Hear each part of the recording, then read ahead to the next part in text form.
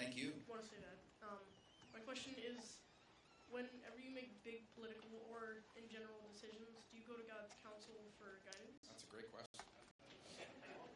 You know, I'd love to tell you, absolutely every time. I should, and I often do. I think none of us do that enough. Because the biggest, there's another day somebody asked me, I don't know, it was about 2 months ago, somebody asked me, do you ever doubt your faith? And people think that your faith means you wake up in the morning and say, I wonder if there's really a God. I think we all doubt our faith every day. Let me tell you when you doubt your faith. You doubt your faith when you're confronted with a challenge or a problem, and you start to have deep anxiety about it.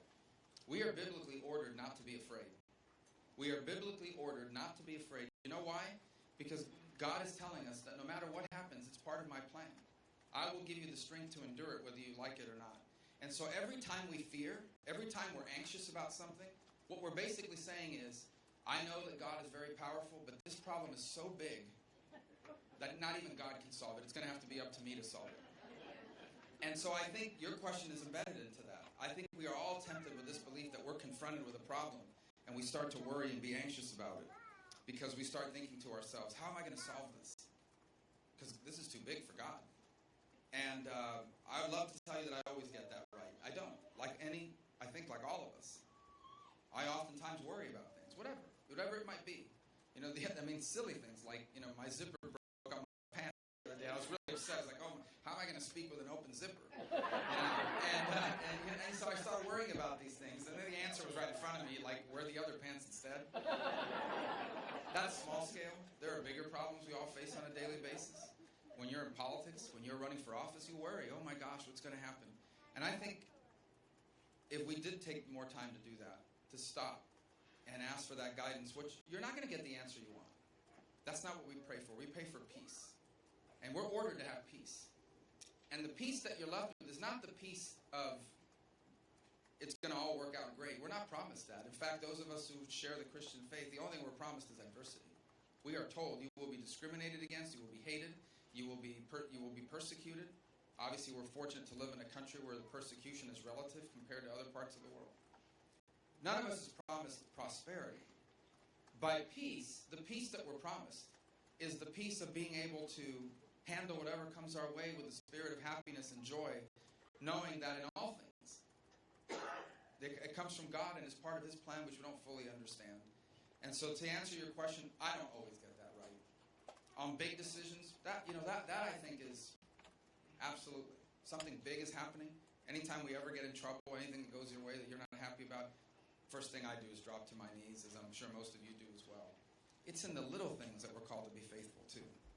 In the daily occurrences of everyday life, where your faith is being tested, and you're constantly reminded that you should be turning to God in all things, the big and the little. And in this peace that some people already have and others work and strive and pray for, that is infused in you by the Spirit. And it is a peace that allows you to handle no matter what comes your way that day. It's part of God's plan. I was asked this question the other night at a forum we did at the family later, and asked me, where was God on 9/11? Where was God in Paris? I said, God is where God always is, on the throne in heaven. Because the question was, how could God allow these bad things to happen? And it always challenges us to understand God's ways are not our ways. What we may interpret as bad, and most certainly is in the case of Paris or 9/11, even that is part of a broader plan for the universe and for our lives that we're just not going to know the answer to. God's ways are not our ways. The best way I've ever been able to explain it to my children, and I used it that night, I remember all of my children when they were very young.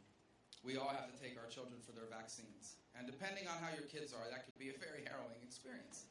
I have one child in particular who will go nameless, but I've narrowed it down to 4 people, so you'll have to figure out which one it is. That every time, I almost said he or she gets these shots, especially when they were young, I literally had to restrain them. Especially when they were very young, you couldn't explain any of this to them. All that child understood at 3 years or 4 years of age is, my father and my mother, who love me, is allowing a stranger to stick a needle in my arm, or in this case, some other region of the body, and it hurts. It hurts a lot. Why are they allowing me to be hurt by this stranger? I don't understand it. But I understood it. Because while that needle hurt for 3 or 4 seconds, that needle and what was happening to them was going to prevent something much more dangerous, much more painful, and much harder later on. Well, I love my children, and that's why I did it for them. Now imagine a God that loves you infinitely more than you love your own children. Imagine a God that has knowledge infinitely greater than what I have versus my children.